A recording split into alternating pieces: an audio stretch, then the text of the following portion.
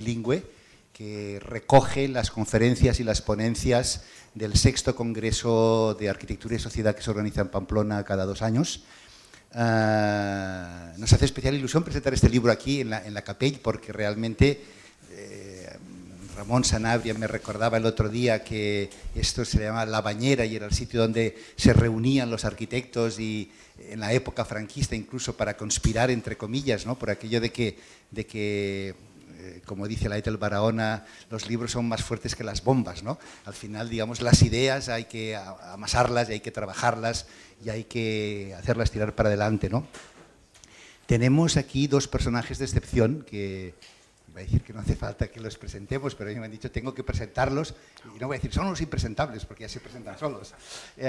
Joan Clos ha sido concejal, es médico de formación, alcalde de Barcelona durante 10 años en toda la época del Fórum, fue ministro después de Industria y Comercio y Turismo en Madrid, después ha estado de embajador de España en Turquía, después ha estado de delegado de la ONU para todo el tema del hábitat a nivel mundial. Realmente el recorrido de Joan Clos a nivel político, pero implicado con la ciudad, es un tema fundamental.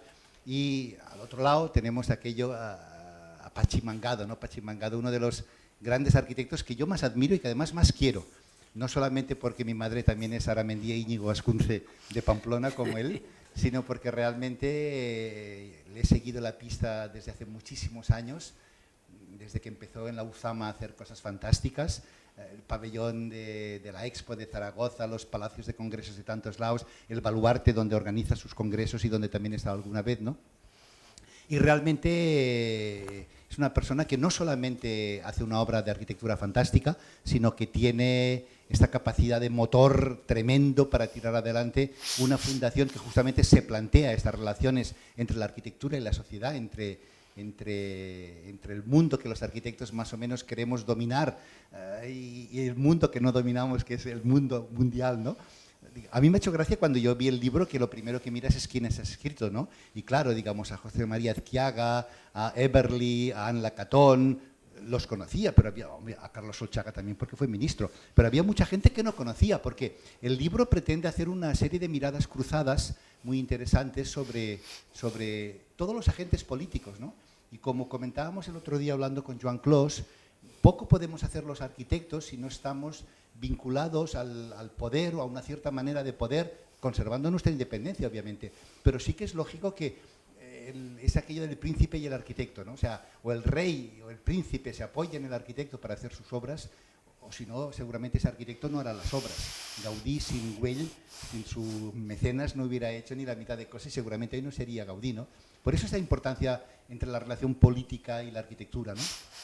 El libro es un libro fantástico, que lo podéis comprar aquí en la Capell, que además, digamos, algunos que estéis interesados en streaming podéis escribir y os lo van a dedicar tanto Pachi como Joan.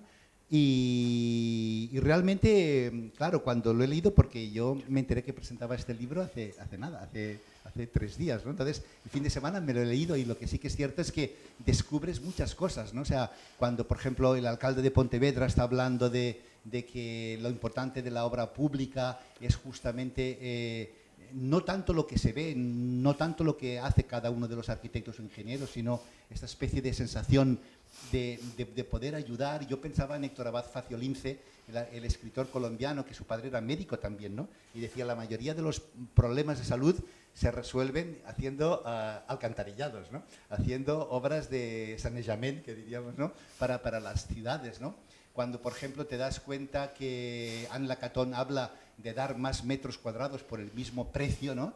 Es fantástico porque, en definitiva, te hace pensar me acuerdo un día en una Construmat de hace muchísimos años, una de las conferencias más brillantes a las que he asistido nunca, de Ignacio Paricio, que decía que si uno se tiene que comprar un piso, que sea lo más grande posible, lo mejor orientado posible y lo mejor comunicado posible.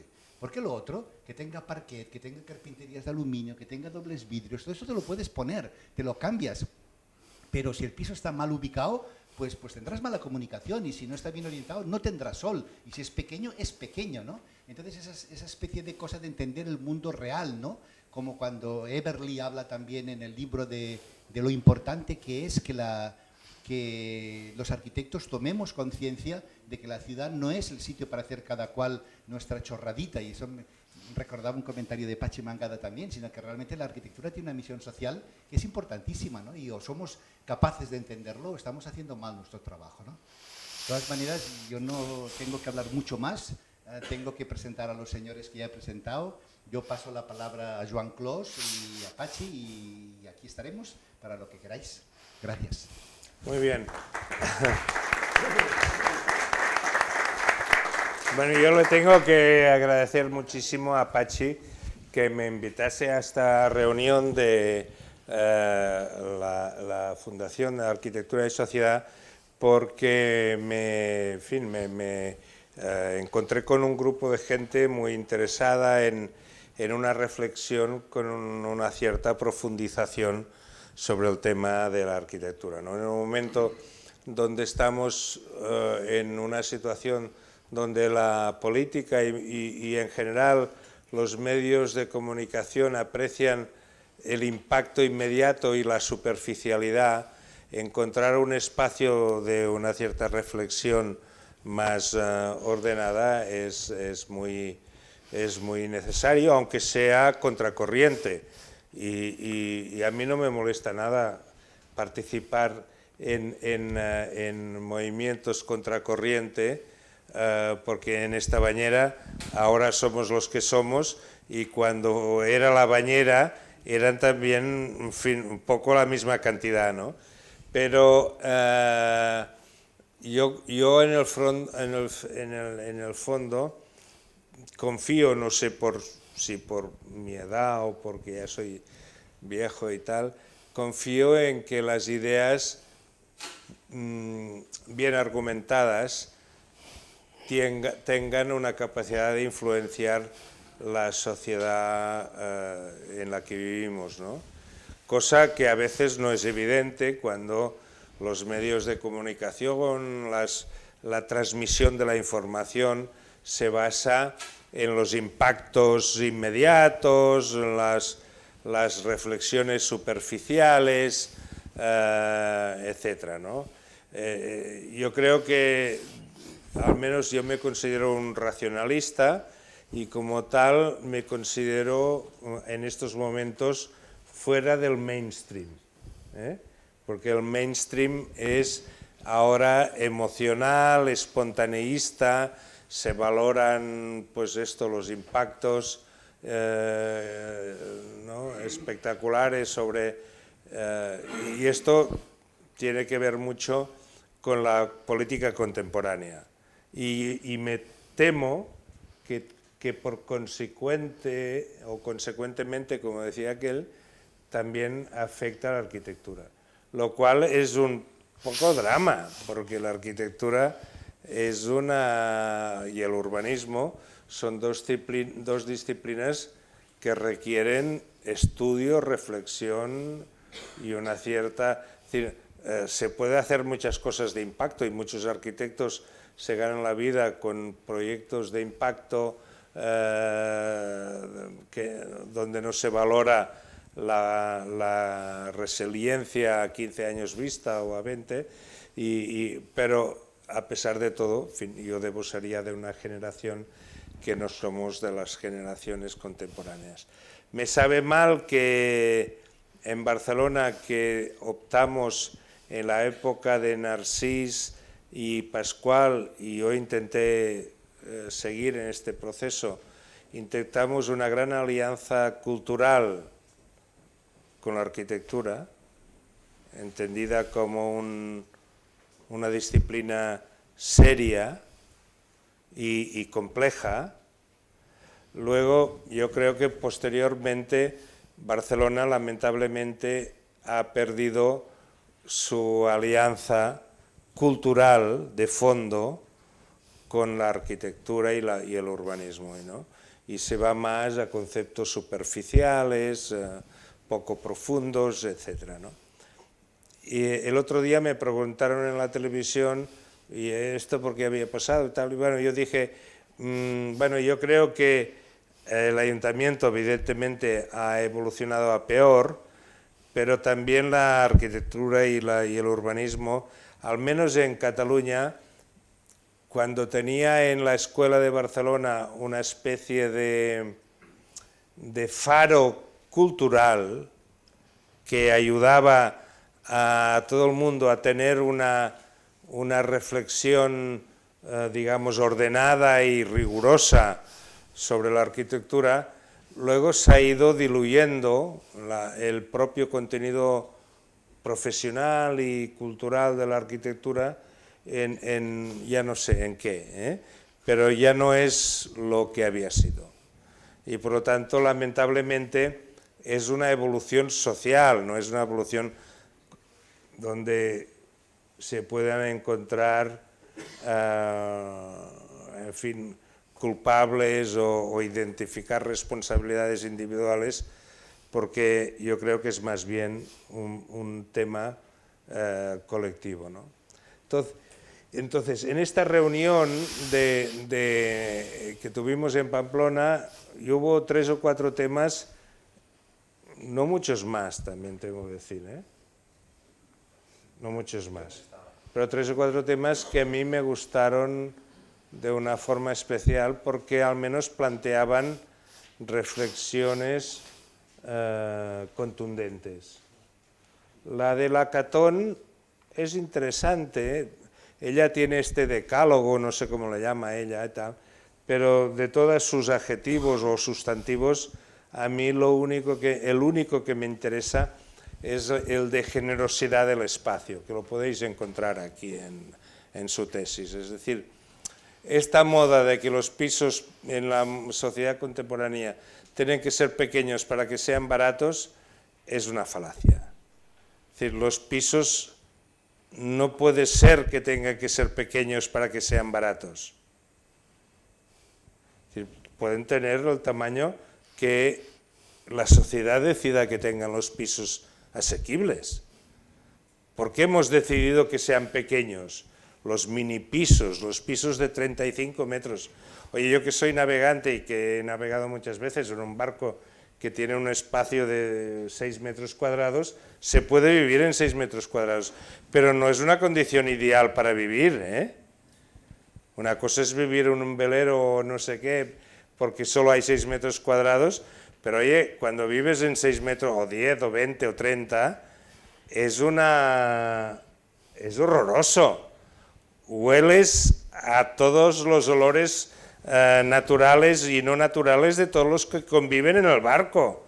Joder, no convertamos el mini piso en el paradigma de la izquierda. ¿A quién se le ha ocurrido defensar el mini piso como paradigma de la izquierda?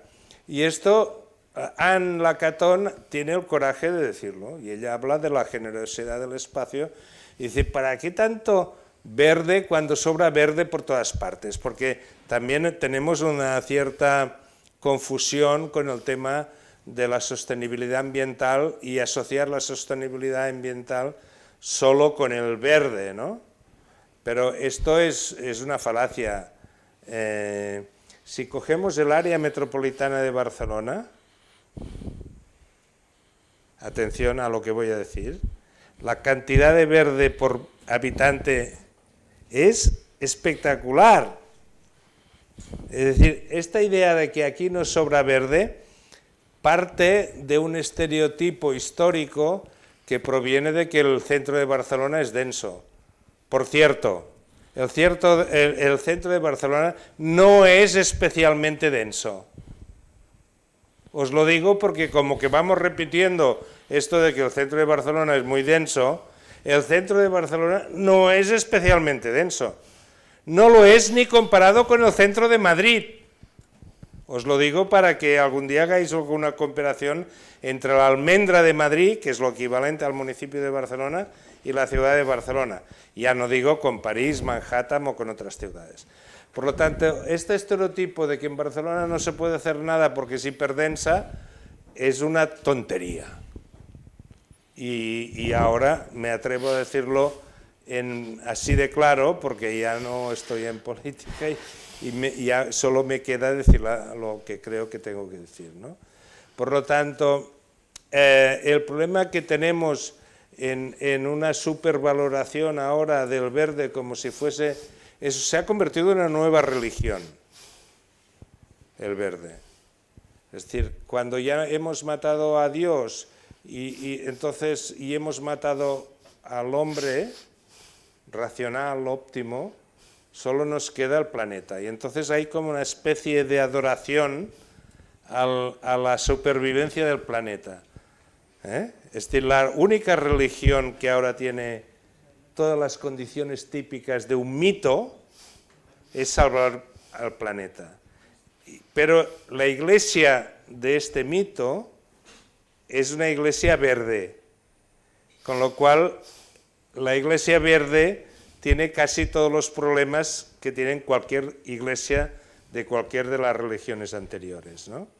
El verde per cápita del área metropolitana de Barcelona os sorprendería por lo altísimo que es.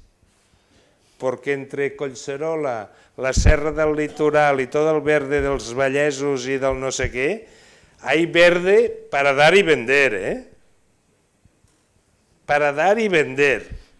Por lo tanto, que tengamos que hacer las cosas en base a un criterio que además cuantitativamente es erróneo, hombre, es un poco lamentable. Luego, el otro tema que a mí me apasiona y me preocupa, sobre todo tras mi paso por Naciones Unidas, es el tema de la densidad. El tema de la densidad y os recomiendo el estudio, el artículo de Krugman de este fin de semana en El País, que habla sobre esto. Él fue el fundador de la economía geográfica y por esto le dieron el premio Nobel. Y por lo tanto él un poco de esto sabe, ¿no? Pero solo os lo recomiendo porque es importante recordarlo, ¿no? Por lo tanto, del libro, a mí hay dos cosas que me gustan muchísimo, pero muchísimo, ¿eh? No es un poquito, es mucho. Es el texto o la posición ideológica de Lacaton, que dice, ¿por qué tenemos que hacer pisos pequeños para los pobres? ¿Quién ha dicho esto? ¿Hay alguna cosa más neoliberal que hacer pisos pequeños para los pobres? Pues hay que hacer los pisos que toque hacer, pero no porque el suelo sea caro hay que hacer los pobres. Mini pisos, pisos en contenedores, bueno, unas tonterías, con perdón. No quisiera ofender a nadie, ¿eh? Si hay alguien que los defienda, pues ya lo hablaremos. Pero no hace falta, los pisos no tienen por qué ser pequeños por obligación. Y el segundo es el autor de la escuela de Zúrich, ¿cómo se llama? Eberle, ¿no? Sí. Eberle, que me gusta especialmente su aproximación a la arquitectura de los edificios. Ya no el urbanismo, a la arquitectura de los edificios. Es decir, me sorprendió una persona ya con una cierta experiencia. Perdona, pero él tiene en el fondo lo de los edificios, es una transposición de la idea, es como una continuidad de lo que debía ser la ciudad, según Eberle. Seguramente, yo no lo conozco mucho, pero a mí me sorprendió que dijese, mira, yo hago edificaciones para que sean flexibles. Eso es. Él pone las instalaciones... Para que sean flexibles. Yo no sé dentro de 5 años, o de 10 o de 15, si aquí habrá un lavabo, una cocina, un baño o lo que sea. Yo hago pisos, o hago, perdona, plantas, edificios y plantas, que son transformables porque no me atrevo a pronosticar el futuro. Y por lo tanto, desde el punto de vista intelectual, me pareció, Pachi, una actitud muy honesta y muy modesta, que a veces en arquitectura honesta y modesta, bueno, ¿me entiendes? No necesariamente coincide. No necesariamente siempre coincide. Por lo tanto, tan solo por estos dos artículos, luego hay muchos más y muy interesantes, ¿no? Y algunos de los autores están aquí, por lo tanto, que me perdonen si no les menciono, ¿no? pero desde el punto de vista de la radicalidad conceptual, estos dos me parecen muy destacables. Gracias. Bueno. Yo puedo hablar así, ¿no? Bueno, después de las magníficas palabras tanto de Joan como de Octavio, a mí me toca en realidad un poco contextualizar, digamos, el sentido del libro y bueno, el libro como resultado, pero en realidad de los congresos que están, y por qué la Fundación los hace y de alguna manera por qué es la Fundación. Es decir, voy a intentar explicarlo desde un punto de vista, digamos, conceptual, ideológico, que tiene que ver, claro, naturalmente, con una posición respecto a lo que es la arquitectura y la ciudad en nuestros días, ¿no?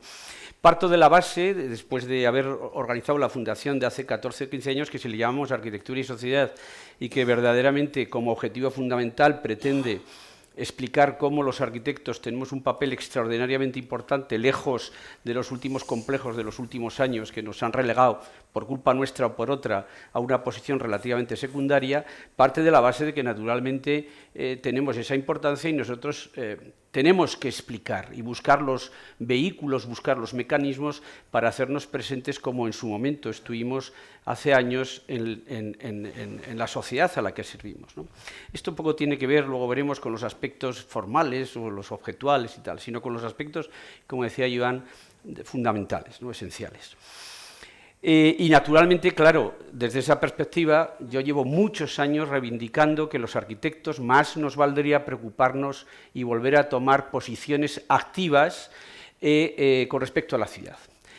Sin duda, esas posiciones activas tienen que ir acompañadas también con una suerte de confluencia con la política, como ha sido siempre a lo largo de la historia, en mi opinión. Es decir, cualquier decisión arquitectónica, ya no hablemos de la urbana, es política. Y política no me refiero partidista, sino en el sentido más, son decisiones, detrás debería haber, desde luego, conceptos e ideas que tienen que ver con cómo organizar la sociedad, en nuestro caso, a través de la arquitectura o la ciudad, pero son políticas. Y por lo tanto, esa alianza, como se ha demostrado históricamente, es importante.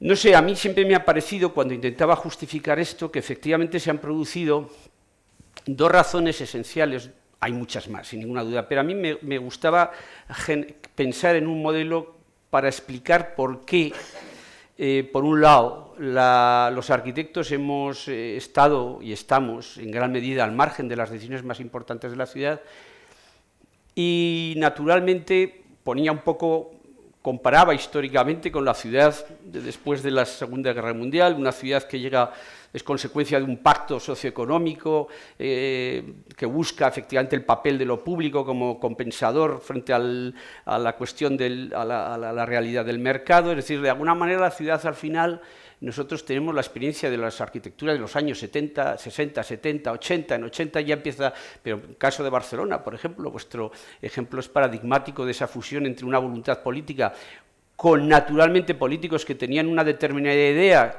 en respuesta a unas elecciones, pero que tenían un modelo o creían tener un modelo de ciudad. Me da igual a qué, digamos, espectro ideológico tenían, en este caso era socialista, pero que en todo caso pretendía una ciudad con esa idea con la que nace la ciudad, una ciudad un poco de todos, donde no se sientan, como ocurre ahora, gran parte o mucha gente de la mayoría completamente fuera de esa ciudad, ¿no? Pero, claro, ¿cuáles son las razones que explican esto? Pues sin ninguna duda, la primera y la más importante probablemente tiene que ver con una manera de pensar, ¿no?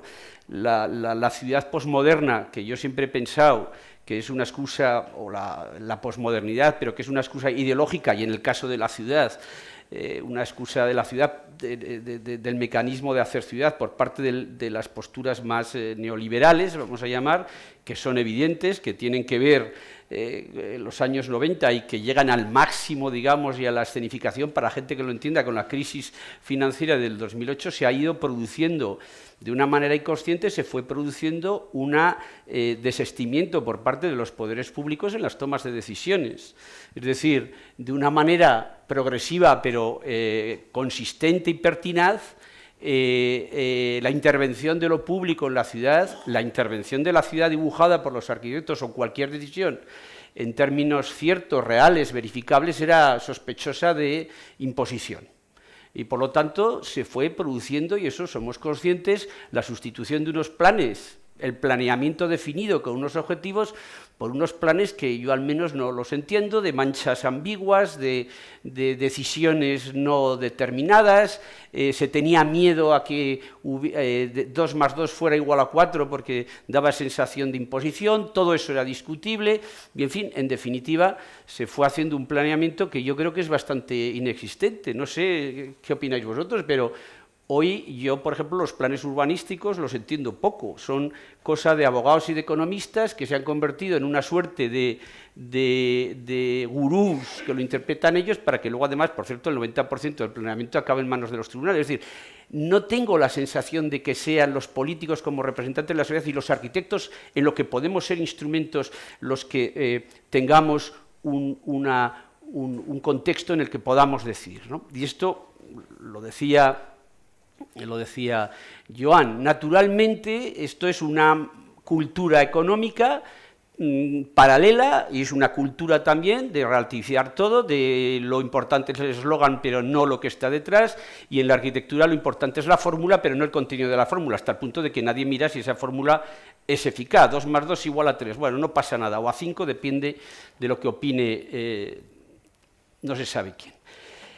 Paralelamente, yo no sé si como consecuencia o también un poco como causa de esto, se produce un desistimiento por parte de los arquitectos que ya no ven, ya digo, en la arquitectura como el contenido, sino como una fórmula, y a veces simplemente la apariencia de la fórmula, es la cultura del objeto, que por otra parte es la cultura de la posmodernidad, del mercado, de lo importante es la apariencia, lo importante es lo rápido que les ofrece, pero pensar no, porque el pensar requiere tiempo, reflexión, puede herir las sensibilidades. No, mire, yo voto cada 4 años y por lo tanto lo que quiero es que la persona que esté allí no esté negociando, no se sabe con qué poderes económicos o fondos, etcétera. Es decir, sabéis que durante muchos años, especialmente después de la crisis, los poderes públicos están completamente asustados porque cualquier decisión que se tomaba inmediatamente aparecía, no se sabe qué fondos de inversión, que no se sabe dónde están, cuando la ciudad al final es atender los problemas reales de los ciudadanos y tomaban o acusaban, no, es que ustedes están impidiendo el desarrollo económico, están impidiendo la recuperación. Era una cosa que yo no sé si vosotros lo habéis visto, pero yo he ido percibiendo continuamente a poderes públicos que no tomaban decisiones porque inmediatamente eran sospechosos. No, es que usted está interrumpiendo la actividad económica. ¿Pero qué actividad económica? Si lo que estábamos haciendo es hacer planes, efectivamente, de pisos de 40 metros y los únicos beneficiados eran fondos de inversión, que lo único que funcionan es a través de tablas Excel, pero no de objetivos, no de una ciudad pensada como un lugar de todos y de servicio, ¿no? Entonces, todo esto yo creo que los arquitectos de alguna manera también hemos contribuido. No sé si consecuencia, insisto. Nos ha preocupado el objeto, la apariencia. Cuando no hay contenido, lo único que queda es la apariencia del objeto. Y como el objeto era lo importante y la ciudad requiere pensamiento, dificultad, gestión, estructura, reflexión, y encima, además, la sociedad ha ido cambiando de manera rápida y extraordinaria con las nuevas tecnologías, con los nuevos sistemas, bueno, etcétera, etcétera, pues los arquitectos hemos dicho, encima no nos quieren, no hay confianza por parte de los políticos que no se atreven a tomar decisiones, resultado. Nos quedamos en un sentido, en un ámbito endogámico, hacemos nuestros objetos, los objetos, por otra parte, cuanto más vistosos o más vulgares, porque son los dos extremos de una misma actitud comercial. Uno se trata de llamar la atención y el otro se trata sencillamente de dar respuesta a la arquitectura como producción y no la arquitectura como servicio, como lo que queráis.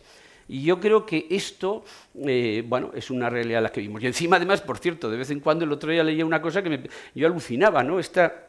La ciudad del metaverso ahora, ¿no? Digo, joder, como que no tuviéramos problemas suficientes en la ciudad o cuestiones suficientemente interesantes para que los arquitectos nos preocupemos, como para hacer una ciudad que yo, joder, es verdad que no entiendo mucho de estas cosas, pero cada vez se me pone la cara más gilipollas, porque pienso, es que no entiendo yo, es que esto es una estupidez. Pues no, yo digo que hay que decir que es una estupidez. La ciudad del metaverso es que me da exactamente lo mismo, encima que se compran los solares y no sé qué en bitcoins. Claro, que no, los bitcoins no los tenemos, no lo tiene el pobre joven que necesita una vivienda de calidad y tal, el bitcoin lo tiene, pues no se sabe quién. Es decir, todo esto verdaderamente no tenemos preocupaciones más importantes, no podemos los arquitectos intentar otra vez reclamar nuestro papel, entre otras cosas para recuperar el prestigio perdido. No somos capaces de articular discursos, da igual, fíjate, hasta que, aunque el discurso que esté mal, me da igual, sea erróneo, pero coño, el que no arriesga, el que no propone, el que no se equivoca, efectivamente no acierta. Entonces, todo esto pues condujo efectivamente pues a acciones como estas, la propia fundación, o acciones como este congreso, que obviamente es poquita cosa, pero que no deja de ser más que una gota en una actitud que yo creo que es esencial, y es la de que de una vez los arquitectos, por cierto, además, recuperemos también un cierto orgullo, porque claro, ahora resulta que todos estamos en gran medida acomplejados de que la ciudad que se hizo, por ejemplo, hasta los años 90, hasta que efectivamente imperó esto de que lo público es sospechoso de imposición, bueno, oiga usted, era fantástica. Yo sigo yendo por Barcelona y lo que más me gusta es lo que se hizo en esos años. Bueno, es que ahora no se hace nada. Bueno, yo no veo, igual es que no me enseñáis. No sé si me explico, pero pasa lo mismo en Pamplona o pasa lo mismo en Madrid. Es decir, a mí me parece que en ese contexto quería explicar un poquito el sentido de este libro y de otros muchos que van a seguir saliendo, ¿no? Dentro un poco de lo que es el fundamento de la fundación, que nace con ese título, Arquitectura y Sociedad, pero que detrás de ello no hay sino más que una especie de clamor, de llamada de atención a que los arquitectos volvamos a recuperar ese papel con orgullo. Me da igual que nos digan, la ciudad lo has dibujado, es dictatorial, me da lo mismo, es decir, prefiero dibujar una calle bien hecha, un no sé qué, o pensar en la vivienda que necesito, o incluso pensar en cómo los nuevos tecnologías, etc. Pero son problemas ciertos, ¿no? La ciudad del metaverso, si esa es la gran investigación que vamos a hacer, pues casi que me interesa poco. Entre otras cosas porque además es para unos pocos. Es una especulación estéril y ridícula, en mi opinión. O no, pero no sé si me explico, el que quiera que lo haga, pero que no me vendan que eso es nuestro objetivo y nuestro futuro, ¿no? Sin más, esto es a lo que me refería. Y desde luego creo que uno de los quiebres fundamentales que se han producido, pero que intentaba explicarlo por estas dos causas, una más disciplinar, que es la nuestra, y otra, si queréis, de modelo económico-social, es el quiebre que se ha producido entre el sentido de que la arquitectura es una decisión política, o que la política, hablando de ciudad, tiene que utilizar la arquitectura. Yo creo que es una alianza importante, porque si además lo miras a lo largo de la historia, realmente han estado siempre unidas. Es que es una cosa que no... esta cosa que es... Tú lo ves, por ejemplo, cuando un chico proyecta un edificio, no, porque no voy a hablar de las escuelas, claro. Las escuelas, efectivamente, yo no sé ahora, no sé, no soy un experto, me gustaría saber cómo se dan las clases de urbanismo, porque las clases de urbanismo siguen dándose en términos, supongo, no sé, creo que sí, vamos, porque alguna, en términos de jurídicos, en términos no sé qué, en términos, oiga, no sé, coño, la forma de la ciudad, nos guste o no, aceptando toda la complejidad del sistema extraordinariamente complejo y sofisticado que es la ciudad, aceptando todos sus cambios en el tiempo, toda su diversidad, todas sus contradicciones. Al final la forma era una síntesis que, querámoslo o no, era una decisión. El problema es que hoy ni siquiera hay decisiones. Y así va pasando el tiempo. Y así la ciudad, en vez de convertirse en un lugar, digamos, donde unos u otros con sus diferencias se sentían más o menos pertenecientes, se está convirtiendo en realidad en una escenografía de un aumento de las diferencias sociales, de las diferencias extraordinarias, ¿no? No sé, yo veo, por ejemplo, la ciudad en la que vivo, ¿no? Veo una especie siempre de tensión, la ciudad está peor, la ciudad está, y no en términos económicos, que es así también, sino ya no es una ciudad tan grata, ¿no? Algo que lo entienden los ciudadanos. Bueno, esto era un poco, completando un poquito el sentido de esto y lo que decía. Naturalmente, claro, la Fundación precisamente se articuló en base a, como las propias conferencias, no solo arquitectos, porque esta idea de intentar recuperar un papel útil, y además que es la base también, incluso me atrevería a decir, de nuestra actitud creativa, tiene que ver también con saber relacionarnos con los demás. Es decir, es lo que decía, la gente que está en la Fundación procede de distintas disciplinas, porque yo la relación con el poder la entiendo en esto, la entiendo en términos de comunicar ideas. Y desde luego estoy muy de acuerdo en lo que decía Joan. En el fondo hoy la arquitectura se ha convertido en somos un poco una serie de bufones, un poco convidados de piedra de un espectáculo neoliberal seguramente, pero ya ni siquiera creo que ni neoliberal, sino del sálvese quien pueda un poco, ¿no? Es una situación verdaderamente, hombre, un mundo en el que antes de la crisis del 2008, que fue la realmente importante, no creo yo, la de la pandemia, era el 64% de la economía financiera y hoy es el 74%, es decir, 10 puntos más, a pesar de las hipotéticas desregulaciones, donde un metro cuadrado de la ciudad cambia 5 veces de dueño antes de construirse. Hombre, en un proceso especulativo algo aquí no acaba de funcionar. Esto lo están convirtiendo en un casino, en una suerte de bolsa barata. Hombre, y lo importante es la gente que vive, no sé, quizás este sea un discurso un poco elemental, si queréis, pero cuando hablamos de las ciudades del metaverso, yo creo que no está mal bajar un poquito a la realidad, ¿no? A mí un poco por seguir en la línea de lo que Patxi y Joan han comentado, es cierto que cuando lees el libro y ves los adjetivos, antes de empezar con las ponencias de los distintos ponentes, lees la ciudad justa, la ciudad mediterránea, la ciudad abierta, la ciudad cercana, renaturalizar la ciudad, la gestión inteligente del tiempo. Lees toda una serie de temas que te das cuenta cómo han cambiado los paradigmas, ¿no? El otro día asistimos en el pabellón de Mies van der Rohe a un libro, una presentación de espacios habitacionales que presentaba la Fundación Aporá, y estaba ahí Ramón Torra, y estaba Ramón Sanabria, y bueno, Fran Fernández, toda una serie de gente, Gutiérrez, todos juntos allá, ¿no? Y es cierto que Ramón dijo una cosa que me gustó muchísimo, ¿no? Cómo en los 80 el paradigma era intentar abrir la cocina al salón, ¿no? O cómo eliminar el recibidor, que decía, porque la gente no recibe, la gente cuando ya alguien llama normalmente pues puede entrar en tu casa y podemos hacer un salón mayor, ¿no?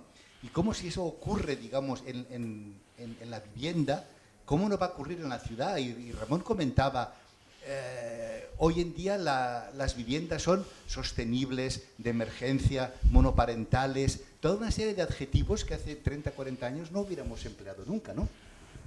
Respecto a lo que Joan comentaba de que le gusta mucho la política de Everly, diciendo que yo no puedo prever el futuro. Es verdad, pero aquí, por ejemplo, con la normativa que tenemos, si no haces una cocina y un baño y no sé qué, no te dan cédula de habitabilidad. Y, por ejemplo, un arquitecto fantástico como Marcio Kogan, que viene aquí a hacer unos apartamentos brutales de 600 metros en la diagonal, tiene que hacer el paripé de montar una cocinita para que le den una licencia y poder vender los pisos. Luego ya el señor que paga 6 millones por un piso ya lo tirará y hará lo que tenga que hacer, ¿no? Pero con la normativa no lo podemos hacer, ¿no? Y es cierto que evidentemente la ciudad está por encima, desde mi punto de vista y creo desde todos que estamos aquí, de la arquitectura en concreto, ¿no? Hablando del tamaño de los pisos, os contaré una anécdota muy divertida de Dani Freixas, un arquitecto fantástico y súper divertido, que decía cómo la gente que vive en el Ensanche, dice, duerme en habitaciones de 5x5, tiene una cama normal de 1,60 por 1,90 m, dice, se levanta por la mañana y dice, y va al lavabo a mear, como va él, dice, como un torero, porque tiene 1,5 m entre la cama y la pared, dice. Y hoy en día, claro, para escribir el círculo de 2,60, los dormitorios, el doble tiene que hacer 10 metros, te quedan 60 centímetros por lado a lado, te levantas por la mañana y vas al lavabo, dice, como un suicida en una cornisa, así. Bueno, parecía el tricicle cuando hablaba, ¿no? Porque es verdad, digamos, hay un cierto momento que hay cosas que no son cuantificables, ¿no? Hay otra cosa que a mí me gustaría comentar a tenor de esto, que también es una reflexión conceptual. A ver, nunca hemos tenido, por un lado, en lo importante y en lo sustancial, en lo estructural, tal grado de indefinición, que es lo que le interesa al mercado, y a su vez, seguramente como reacción, nunca hemos tenido tanta normativa estúpida que hay que cumplir. Es decir, es una paradoja. Por cierto, una normativa estúpida que lo único que está haciendo es reducir la buena arquitectura, la arquitectura propositiva de riesgo, en mediocridad, porque lo bueno es lo que cumple la norma, oiga, ¿no? Eso será lo mínimo en todo caso, pero hombre, en todo, no sé si me explico, eso, y tenemos que aspirar a los máximos, y no me refiero a máximos de metros cuadrados, sino a otras cosas. Es decir, es un poco absurdo, pero forma parte de la misma mentira colectiva. Es decir, lo sustancial no se puede tocar, porque lo decide el mercado o los que mandan el mercado. Y entonces, incremento de burocracia. Claro, claro. Una de las contradicciones más interesantes que han sucedido en este país fue la burbuja inmobiliaria del 2008. Teóricamente, en un país donde hay una regulación que supuestamente era súper estricta, se desarrolló la burbuja más grande de Occidente. Es decir, la burbuja española fue más grande que la británica y que la americana. Y entonces dices, ¿cómo se puede dar la burbuja española con la regulación supuestamente detallista y tal? Y es que la regulación española tiene unos errores de principio que son manifiestos.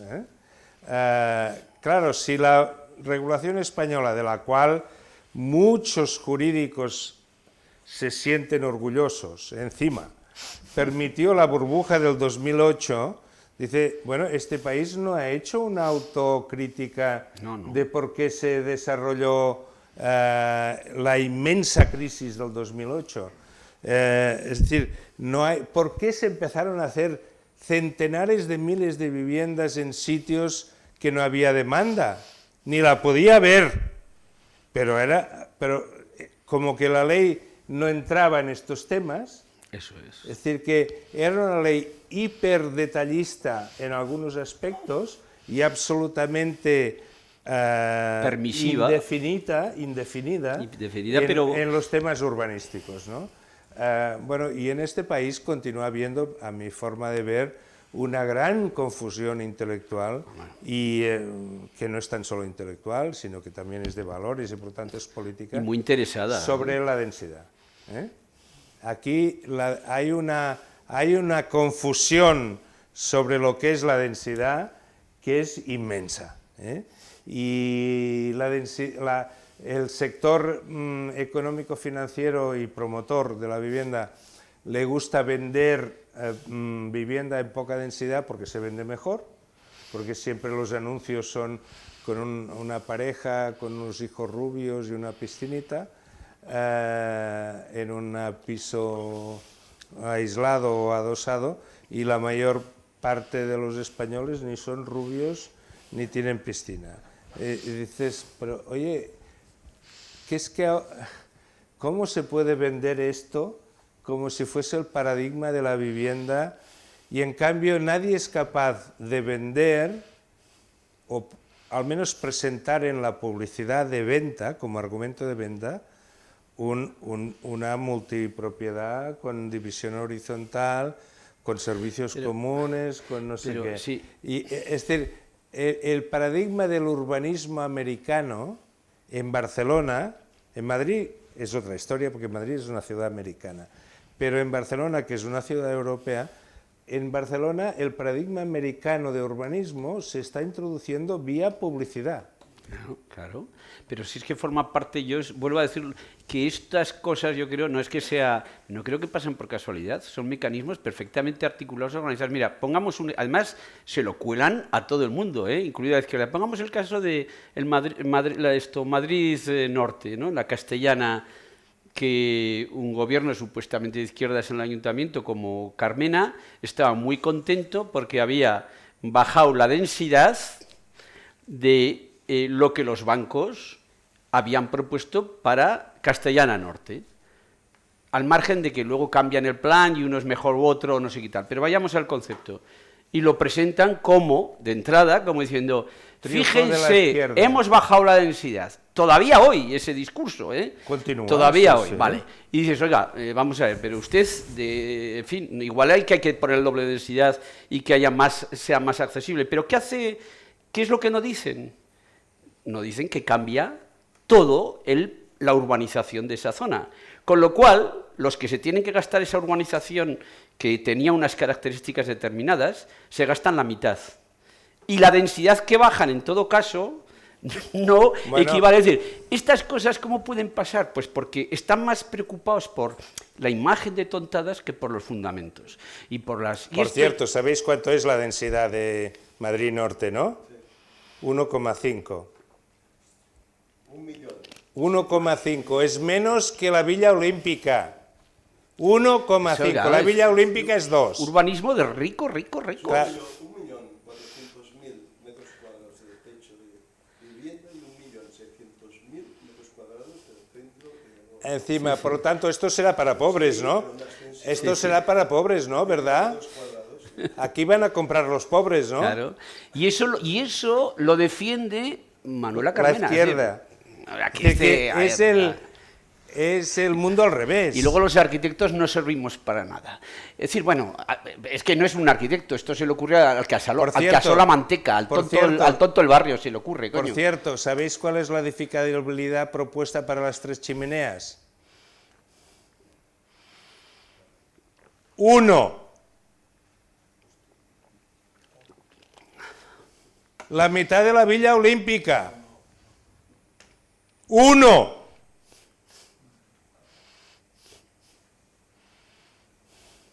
Claro, aquello será para gente modesta, ¿no? Claro.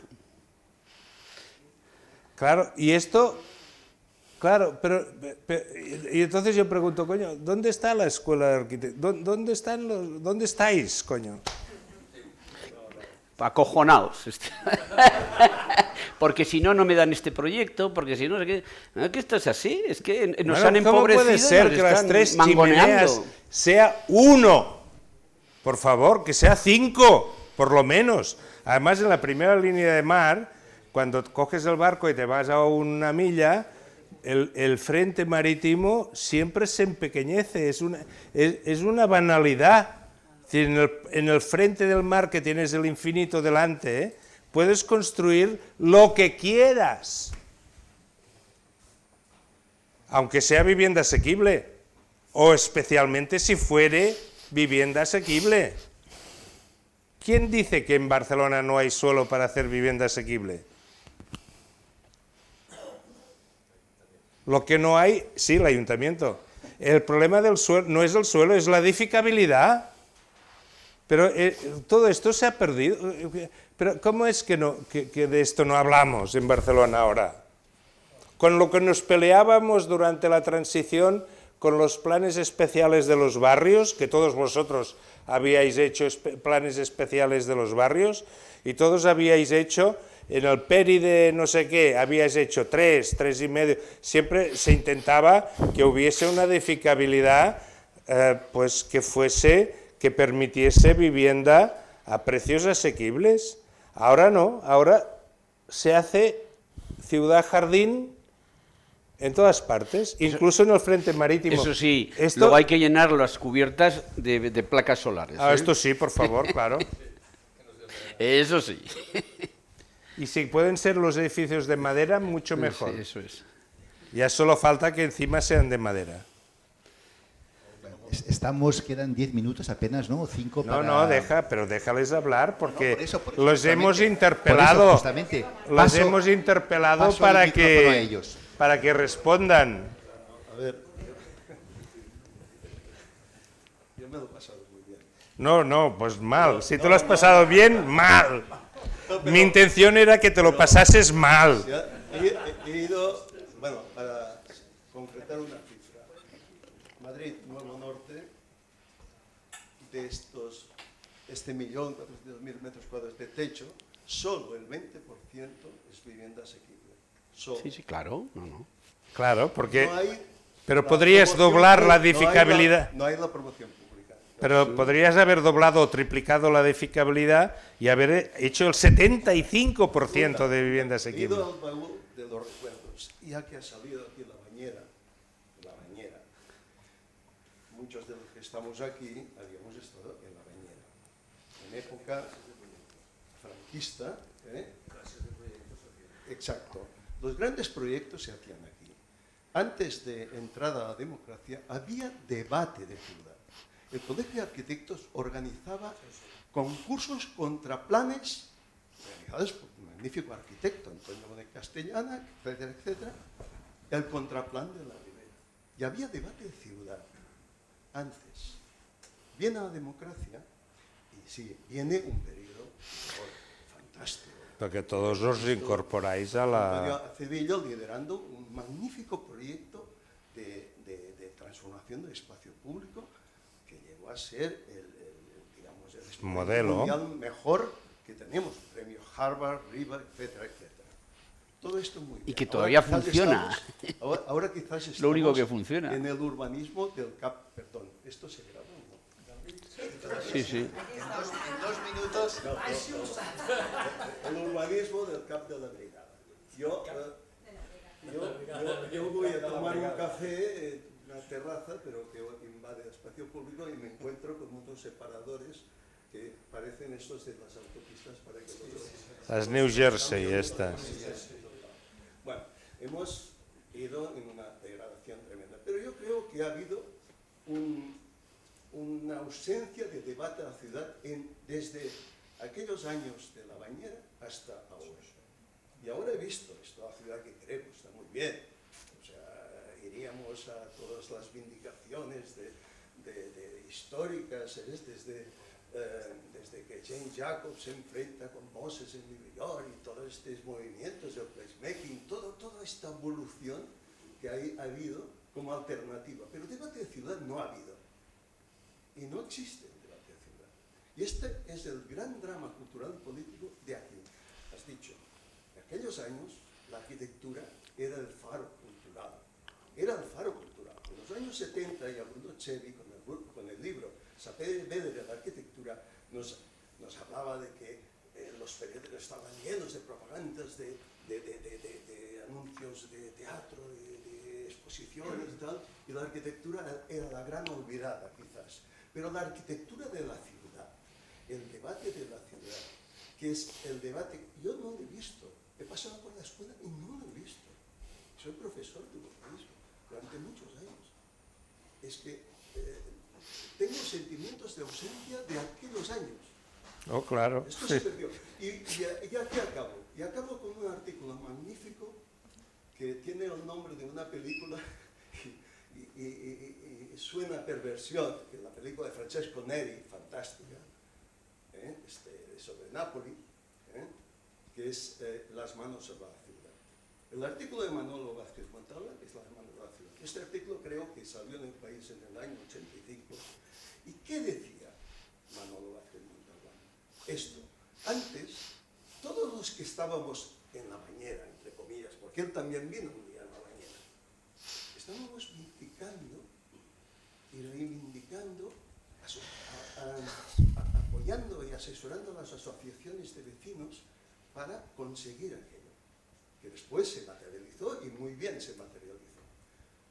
Pero todos aquellos que estábamos antes, entre comillas, contra la administración, ahora o todos estamos colocados en la administración, en la área metropolitana, en el Ayuntamiento de Barcelona, en la Generalitat, o estamos a la cola para que nos encarguen algo. Por lo tanto, tenemos capacidad para hacer el debate político, aquel de la reivindicación. Y aquí acabo, pero yo creo que el libro nos abre la puerta con el título de decir, quizás podamos despertar de alguna manera aquel debate. Mejor que despertemos. La cultura tiene mucho que ver. Yo creo que hay que ser optimista, ¿eh? Y lo que pasa es que hay que promoverlo esto.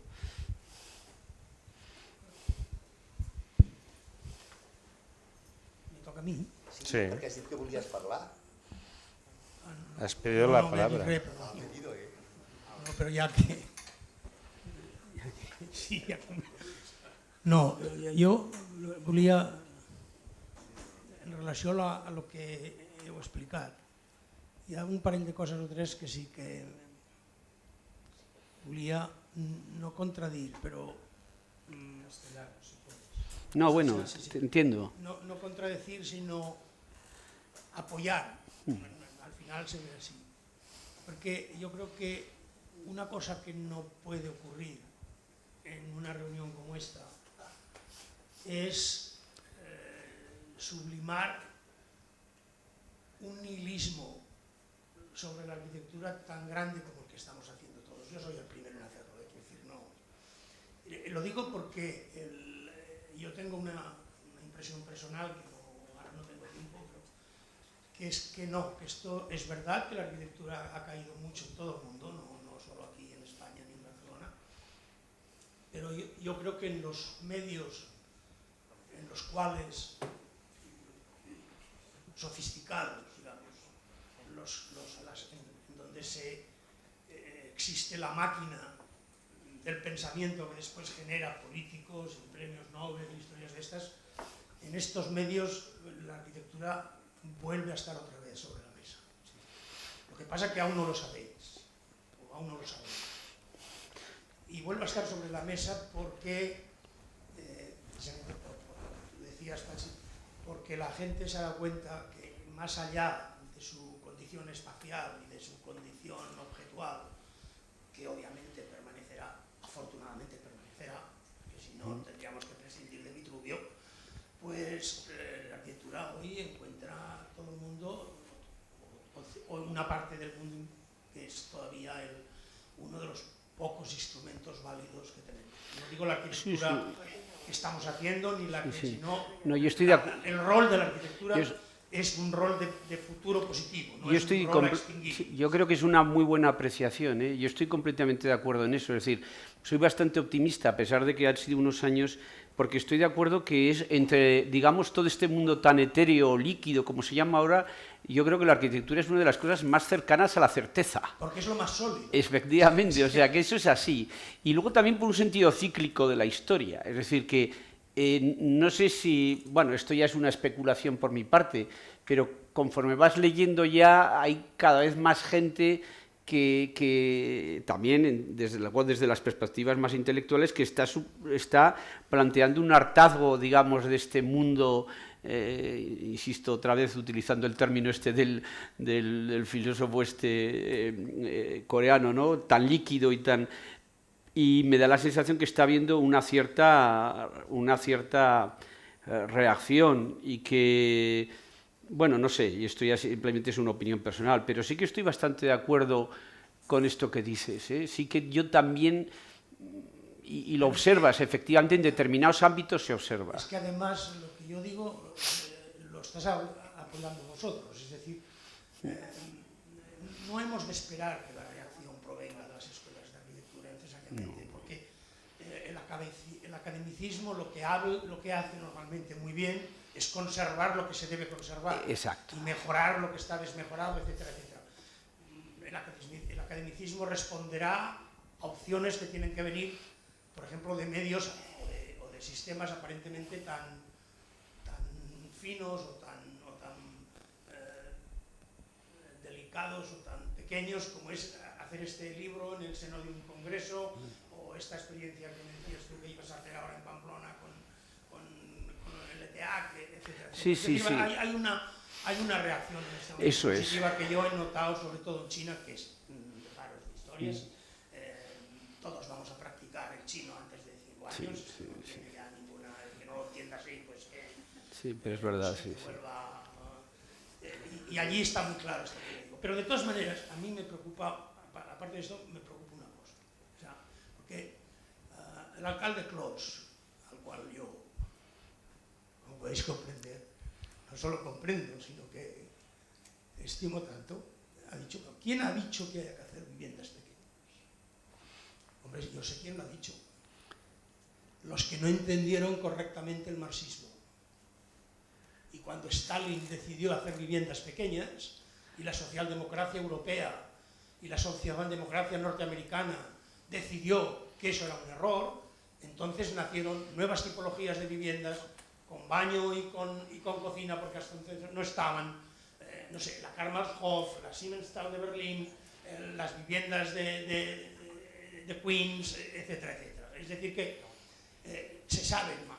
El problema es que hay que identificar el mal hoy, porque hoy no podemos echarle la culpa a Stalin y no podemos decir que la socialdemocracia la tenemos tan a la mano, porque desgraciadamente parece que los textos socialdemócratas los han arrinconado. ¿Cuál es el problema? El problema es el populismo. El populismo y el individualismo como concepto, ¿eh? El problema es que se nos acaba el tiempo porque me están diciendo que tengo que parar y luego podemos Bueno, seguir pues hablando. seguimos hablando, ¿eh? Yo prefiero que lo que voy a decir... Sí, seguimos. Siguiendo con el chino, xie a todos. Entendiendo como populismos aquellas actitudes demagógicas que simplifican la complejidad poniendo sobre la mesa disyuntivas alternativas falsas, economía versus ecología, coche versus Exacto. ambiental, etcétera, etcétera. Ese populismo demagógico de izquierdas con la señora Colau y de derechas con la señora Ayuso, exactamente con la misma matriz, exactamente con la misma matriz, Es así. es la que ha cogido, ha arrinconado a la socialdemocracia, ha rescatado como ha podido algunas tesis stalinistas, la vivienda pequeña.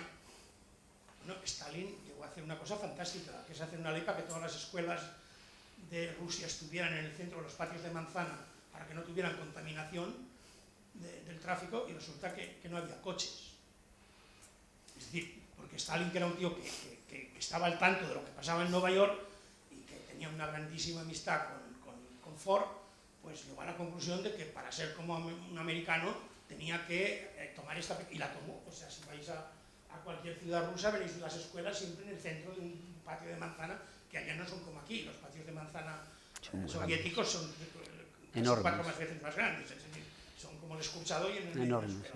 Pues es este populismo el que está arrasando con la única cosa que teníamos los arquitectos, o que siempre había tenido la arquitectura, que era su capacidad para formalizar el pensamiento de otro. Sí.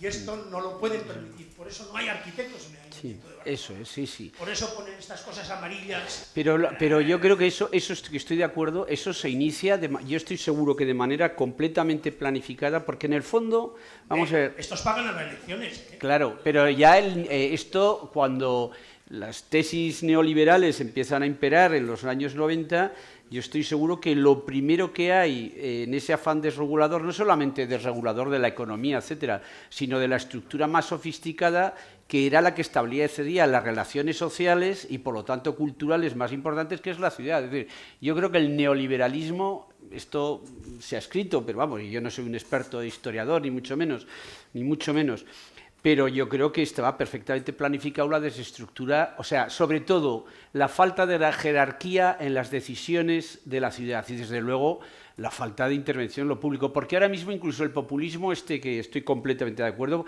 que es en lo que ha derivado, que simplemente suma de eslóganes. Aquí no hay juicios, ni reflexiones, ni criterios, lo que decíamos antes. Coño, al final la izquierda está haciendo la ciudad más especulativa, o sea, es que manda huevos, ¿no? Pero bueno, como diría ¿quién era el que decía aquello? El Trillo, ¿no? A quien le manda huevos. Pero bueno, es que es una realidad. Ahora, por cierto, esta actitud, digamos, de la economía financiera más que ha convertido todo esto, que es que yo estoy convencido, vamos, que ha convertido todo esto ya inconscientemente, y ya no hay quien lo controle esto, ya no hay quien lo controle. Pero, Pachi, es que en este momento el populismo al que yo me refiero, que es un tema que lo tengo tan estudiado que dentro de un mes sale un libro sobre esto, ¿no?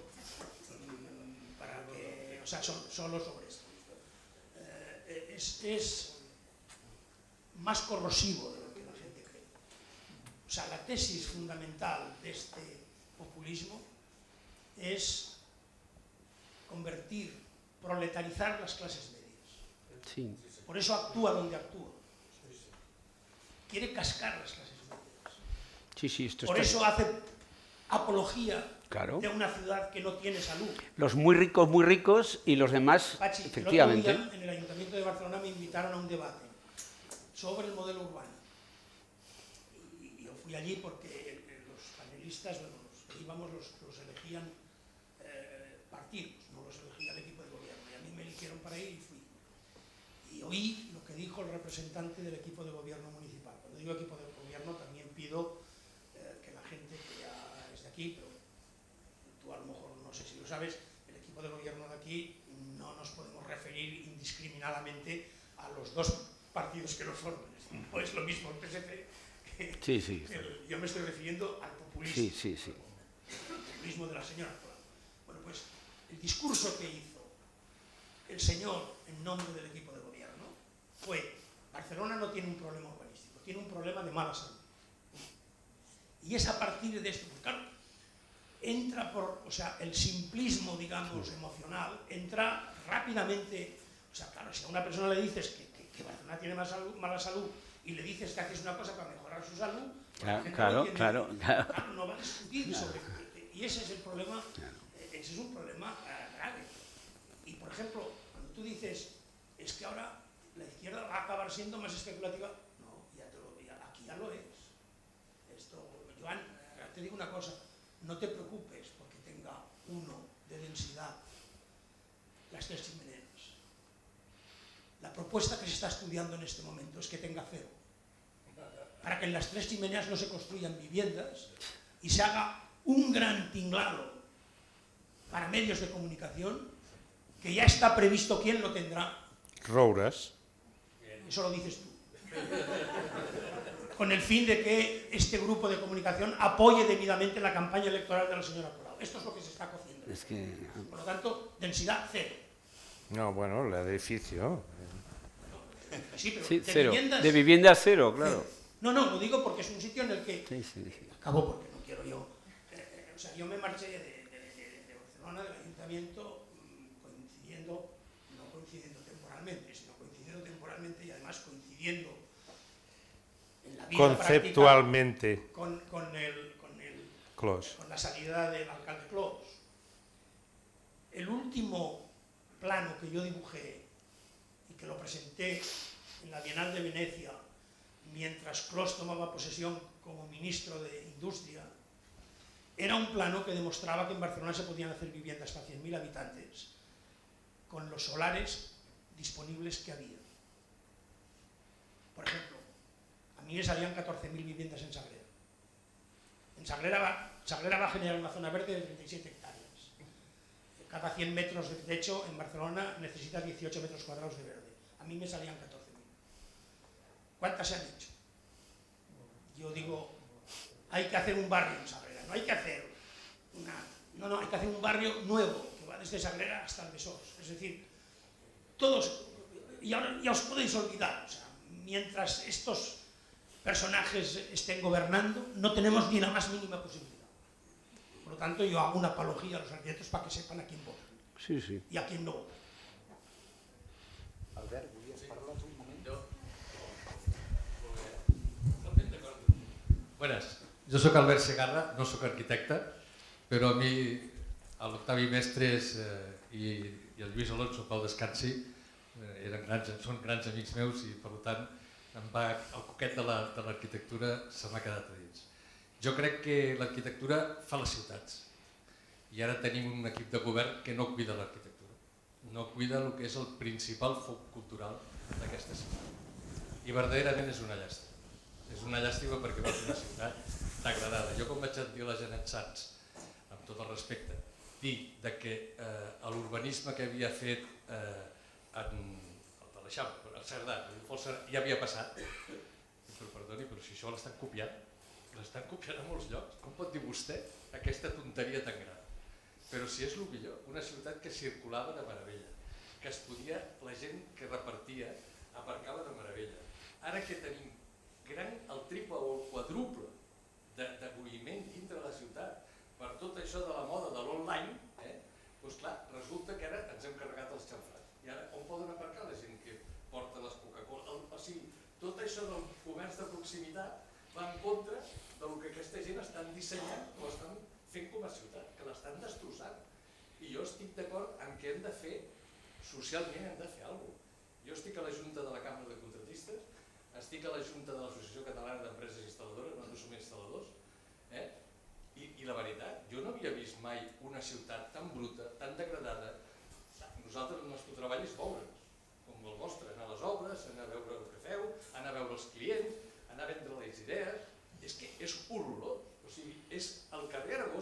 convertit en una ratonera. Consell de ser ratonera i mitja, que encara falta la superilla. Poble Nou, jo soc fill de Poble Nou, han fotut totes aquelles superilles d'allà i s'ho han carregat tot.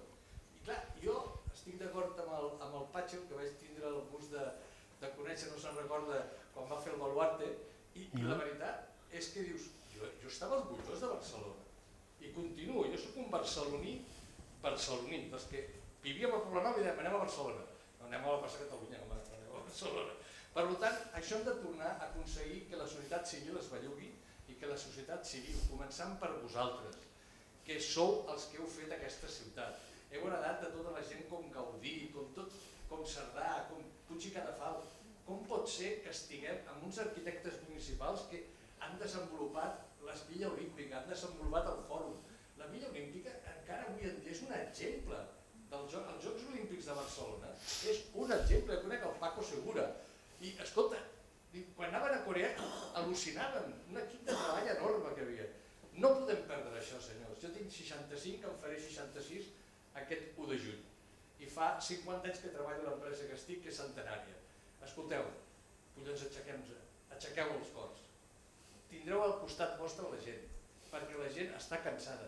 I hem d'anar als barris on aquesta gent treuen i els enganyen i treuen els vots. I hem d'apoyar algú que ens representi els ciutadans que estimem Barcelona. Jo us encoratjo, perquè per mi sou un exemple, a vegades em barallo amb vosaltres a les obres, però no ens deixeu espai com les coses, però bueno, això ja és una altra història. De veritat, jo us demano que, escolteu, aquí hi ha molta sabidoria, hi ha molt enteniment, hi ha molta visió de futur. Escolteu, Barcelona i Catalunya és un país, una ciutat arquitectònica, per tant, lluitem per ell. I gràcies per haver-me donat l'oportunitat d'estar aquí amb vosaltres. 10 minutos tengo. Molt bé, yo creo que ya he tallat, ¿no? O sigui, ya hemos cortado ya la transmisión de tiempo, podemos seguir, no seguir. No, yo tengo 10 minutos todavía. No, digamos... Es que tengo que ir al pueblo. Soy de pueblo y el último tren me sale a las 9:10.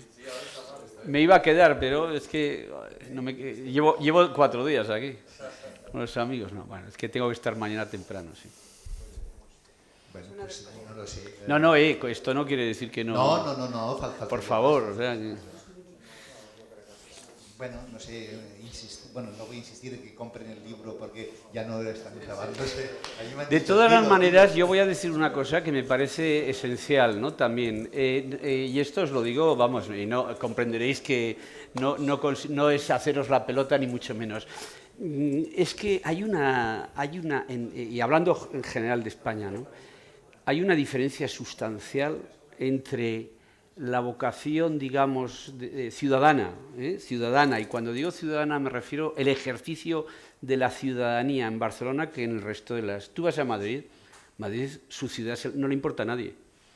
Es decir, bueno, estoy simplificando si queréis, ¿no? Pero, bueno, es decir, este debate respecto a la ciudad, a no sé qué tal, nadie entra a reflexionar sobre la necesidad de recuperar una actitud positiva, ejecutiva, decisiva, como fue en los años posteriores al advenimiento de la democracia en España, ¿no? No, allí todo el mundo asume ya que la ciudad es consecuencia de una negociación entre unos poderes económicos muy potentes, muy civilinos, y una administración indefensa,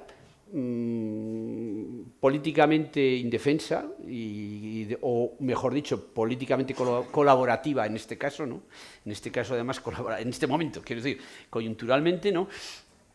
Y la gente es que no se preocupa. Yo, volviendo a lo que decía antes a Cebillo, yo creo que en Barcelona todavía tenéis una cultura ciudadana muy en el ADN, ¿no? Y esto es muy valioso. Es decir, yo creo que si en algún sitio se puede hacer ese coup d'état, digamos, en positivo, ¿no?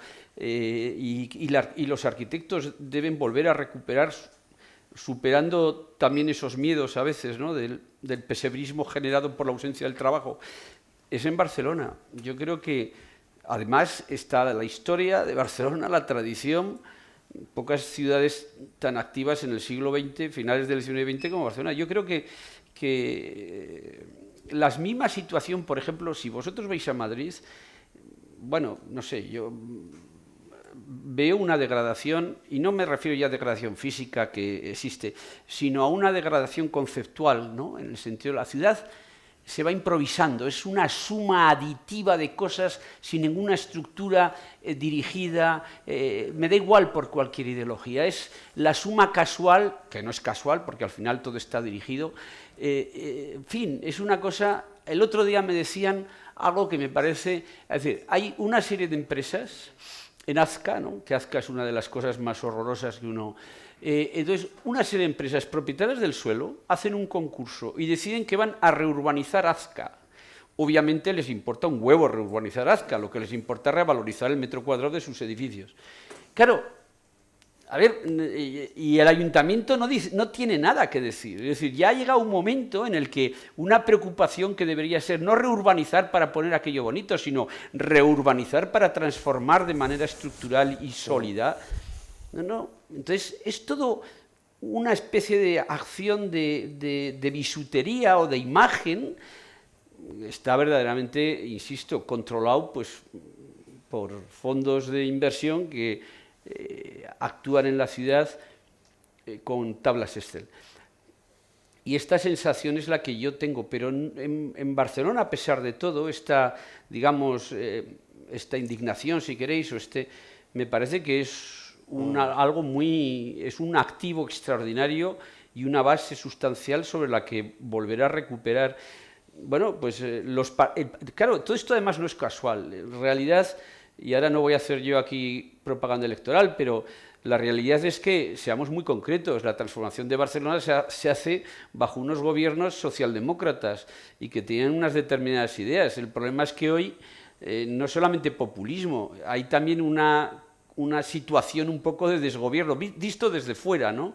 Es decir, y se produce otra cosa, es decir, no veo yo ningún político capaz de tomar decisiones, en fin, no voy a utilizar la palabra radical, pero contundentes, ¿no?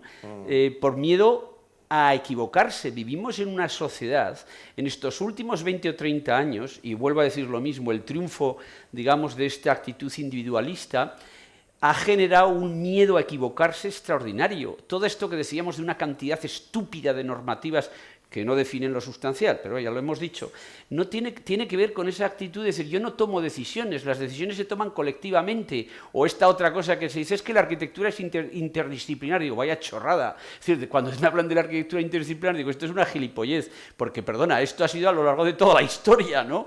Quiero decir que el cantero cortaba la piedra y el otro, pues, esto, la interdisciplinaridad no es ninguna condición. Lo que ha cambiado es que hoy la interdisciplinaridad, es decir, el trabajo en grupo es sinónimo de un trabajo en donde las responsabilidades se diluyen. El arquitecto hemos trabajado siempre con los ingenieros, con no sé quién, con todo, pero había una idea rectora que era la arquitectura o la ciudad. Y todos esos conocimientos se ponían al servicio de una idea rectora. Lo que ha pasado hoy, y ese era el responsable de esas decisiones, el último era el político, como es natural.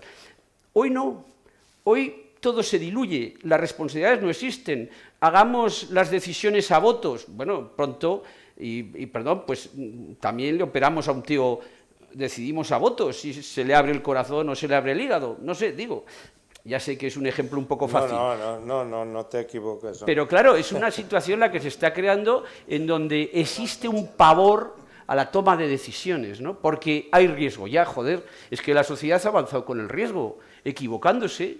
Entonces, claro, esto yo creo que es una cultura que lo ha nutrido todo, que es individualista, porque claro, cuando uno trabaja en grupo, de verdad, y cuando el sentido del grupo, el sentido de lo político, de lo ciudadano, coño, uno es más valiente. ¿Por qué? Pues porque comparte. Claro, el individualismo es temeroso. ¿Y eso a quién le interesa? Bueno, pues a los que mandan. ¿Y quiénes mandan? Los algunos. Que cada vez... Sí. Claro, es que esto es así. Entonces, claro, nos están... Bueno, pero óyeme, crea sociedad temerosa. Ahora te vas a ir y tú empiezas a abrir un melón que a mí Claro, me gustaría claro, bueno. participar, pero necesitaríamos Pues 2 otra, horas. bueno, yo 2 horas, porque yo creo que sí, que lo importante es que la política contemporánea ya en los años 20 del siglo XXI es diferente de la que Claro, teníamos hace 40 años. Claro. Y por lo tanto las condiciones han cambiado y en política y en sociología colectiva los paradigmas no cambian solo por reflexión racional, es decir, cambian porque se sustituyen por otros. Es decir, si queremos ganar en la batalla de una ciudad más... no haremos suficiente solo si miramos para atrás y recordamos lo bien que lo hacíamos en el 92, sino por inventar nuevos paradigmas. Porque nadie quiere perder plumas en el debate, ¿no? Y quedar como estúpido, que muchos deberían quedar como estúpidos, pero nadie quiere perder la cara, ¿no?, en el debate, y por lo tanto, y esto lo digo tanto por la política de Barcelona como para la de España como la de Ucrania, es decir, no se pueden ganar las batallas solo de frente, hay que ganarlas en parte de frente y en parte por sustitución de paradigmas. Y esto es un tema que es muy posmoderno en cierta forma, es un poco delicado, y el problema que tenemos ahora, especialmente la gente más bien racional y tal, es que el paradigma dominante, como decía Cebillo, es el populismo, y el populismo es muy ineficaz, ¿no? Pero aún no hemos encontrado un paradigma que tenga éxito políticamente a la hora de plantear alternativas. Ya llegará, supongo, porque porque la sociedad afortunadamente con el tiempo siempre se va, ¿no? Acoplando. Yo soy optimista, en el fondo la evolución aprende de los errores del pasado, ¿no? Pero ahora el problema de las ciudades, y concretamente en las ciudades en España y muy especialmente en el caso de Barcelona, que además está sujeto, si toda España tiene 3 crisis acumuladas, que es la del 2008, la del COVID y la de guerra de Ucrania, que son 3 cosas bastante jodidas, en Cataluña tenemos 4. Además tenemos la crisis del independentismo y todo lo que esto ha representado de división o de escisión en las voluntades colectivas. Es decir, que desde el punto de vista de la objetividad política, para nosotros en estos momentos, te lo digo también para aviso de navegantes, es más complicado salir de la crisis porque no tenemos 3 crisis acumuladas, no, tenemos 4. Y solo falta lo del espionaje y todas estas cosas y tal, que lo que hace es mantener viva una situación que no es positiva, ¿no? Porque es el romanticismo del Estado-Nación, cuando el Estado-Nación fue un invento del siglo XVIII y del XIX, pues en el 22 o el 21, en el 21 ya se debería plantear, aunque buscases los mismos objetivos, lo deberías plantear en otros términos.